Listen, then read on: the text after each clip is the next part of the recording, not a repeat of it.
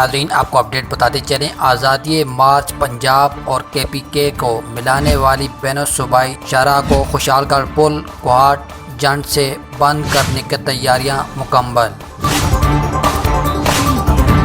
नाज़रीन, आपको अपडेट बताते चलें, आज़ादी मार्च पंजाब और KPK को मिलाने वाली बैन सूबाई शाहराह को खुशालगढ़ पुल कोहाट जंड से बंद करने की तैयारियां मुकम्मल।